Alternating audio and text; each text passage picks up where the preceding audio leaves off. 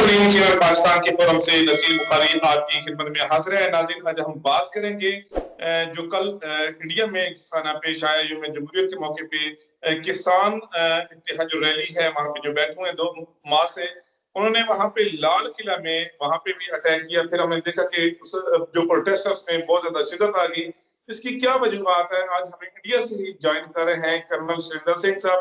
सबसे पहले तो सर बहुत शुक्रिया प्रोग्राम में पार्टिसिपेट करने का। Thank you very much. जय हिंद।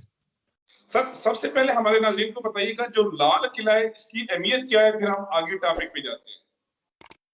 बहुत बढ़िया सवाल है, क्योंकि अगर लाल किले पर कुछ होता है तो उसके बारे में ये जरूर पता करें कि लाल किले की अहमियत क्या है। लाल किला इंडिया को दर्शाता है। मैं अकबर के जमाने में नहीं जाऊंगा कि चलिए अकबर के टाइम से, मैं बिल्कुल रीसेंट चलूंगा जिसमें आप और मेरे जैसे लोग अफेक्ट करें अपने आप को और जुड़ा हुआ पाए। 15 अगस्त को जब हमारा देश आजाद हुआ था, और अगर पाकिस्तान भी साथ रहता तो भी हमारा फ्लैग लाल किले पर लगाया गया था। सबसे पहली बात जो अपने आप में दिखाता है, और हर साल हम उसी जगह से प्राइम मिनिस्टर 15 अगस्त को जब फ्लैग को अनफ्लर करते हैं, तो ये अपने आप में बहुत बढ़िया बात है। मैं साथ ही साथ आपको बता दूं, कई लोगों को डिफरेंस का पता ना हो शायद, कि 26 जनवरी में और 15 अगस्त में हमारे नेशनल फ्लैग का क्या वजूद है। जी जी, कृपया कर कर ध्यान दीजिएगा, रिकॉर्डिंग्स को वापस चलवाइएगा जिन लोगों के पास हो।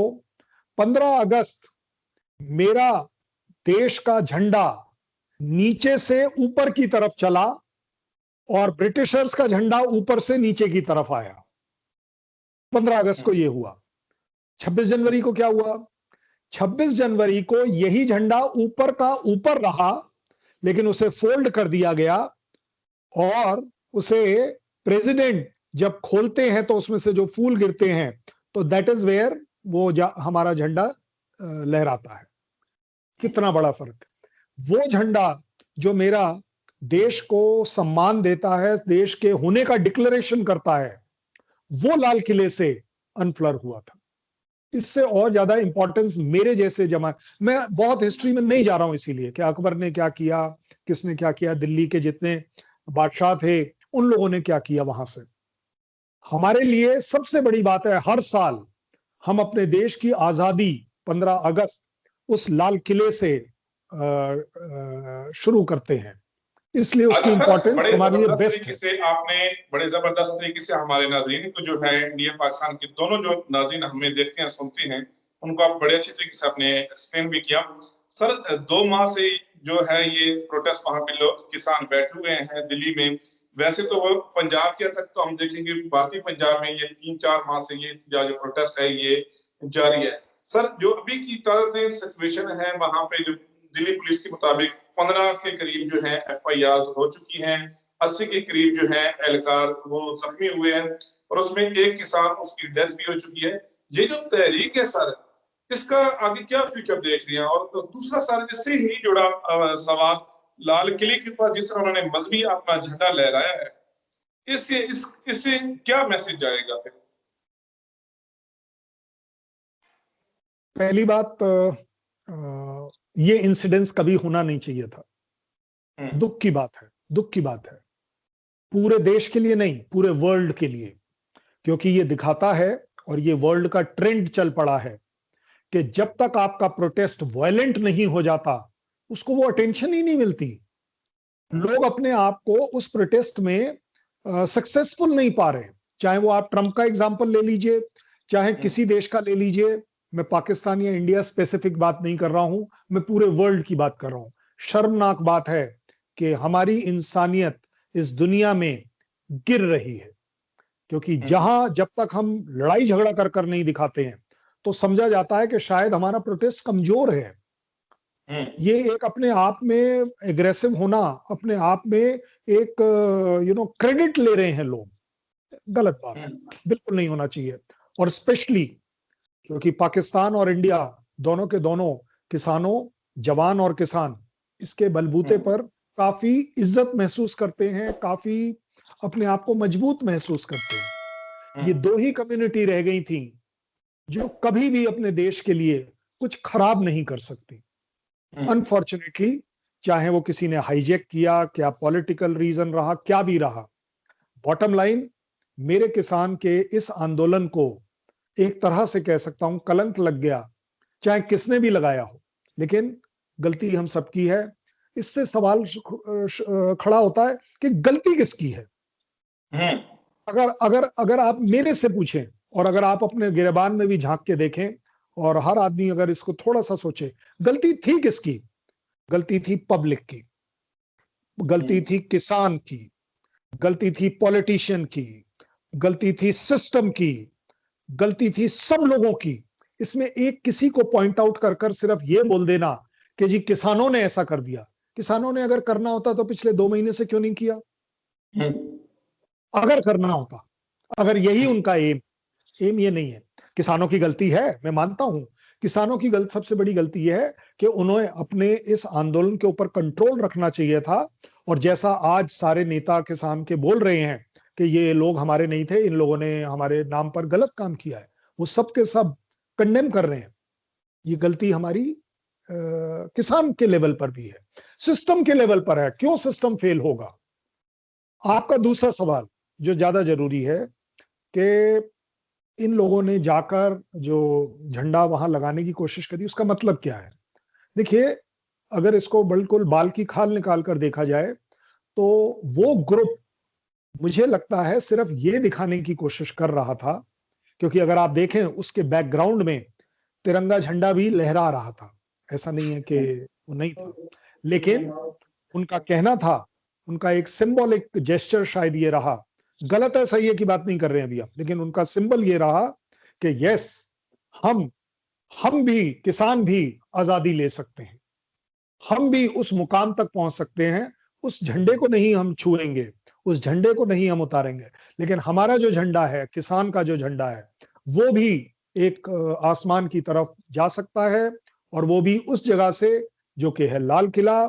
शायद किसी की ये मंशा रही होगी कि यस, हम अपनी आजादी डिक्लेयर कर रहे हैं दिल्ली के ऊपर लाल किले से, सिर्फ ये कहा जा सकता। अच्छा कर्नल साहब, क्योंकि इस जो प्रोटेस्ट ये अभी हो रहा है, इसमें बहुत ज्यादा शिद्दत भी आ चुकी है, फिर जो कायदीन हैं इस प्रोटेस्ट के, उनमें भी है कि उनके ऊपर भी बड़ा शदीद किस्म का दबाव है। फिर हम देखते हैं कि किसान इत्तेहाद ने एक और भी बड़ा अहम ऐलान किया है, वो है 1 फरवरी को इंडियन पार्लियामेंट, जहाँ पे उसी रोज दिफाई बजट पेश हो रहा होगा।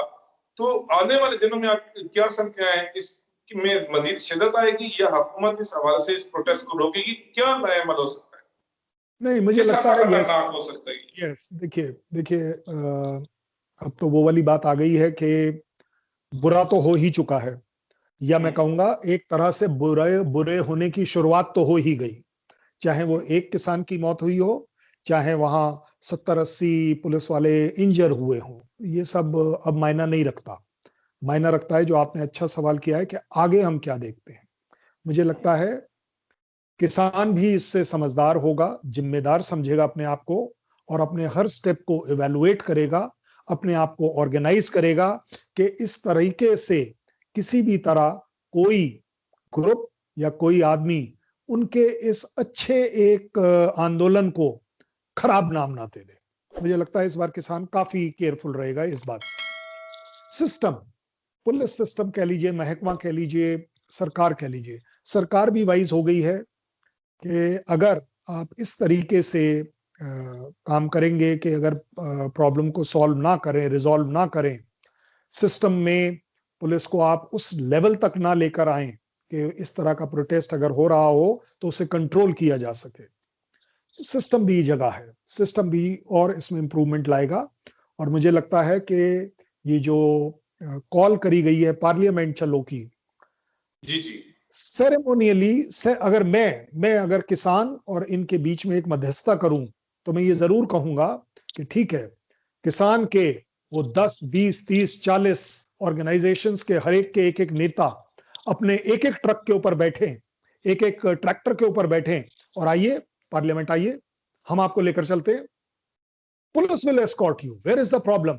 क्योंकि ये है डेमोक्रेसी। और मैं कहता हूं this is called as dance of democracy, कि हम आपको प्रोटेस्ट करने की इजाजत देते हैं, हम आपको प्रोटेस्ट जो भी आपका हाँ, सही है गलत में। मसला ये है कि प्रोटेस्ट तो ठीक, आपने बड़ा जबरदस्त कहा कि डेमोक्रेसी में प्रोटेस्ट होना चाहिए और उसकी सुनाई, लेकिन प्रॉब्लम इश्यू जिस तरह आपने कल देखा, जिस तरह का वायलेंस हुआ है, खुदा ने खास्ता इससे दोनों तरफ, ये मैं कह रहा हूँ कि किसान भी, उनमें कुछ इस तरह की कोई मजीद कैजुअलिटी हो सकती है, और जो एहलकार हैं उनमें इस तरह की अगर सिचुएशन बन गई तो मामला जो है वो ज्यादा गंभीर हो सकती है।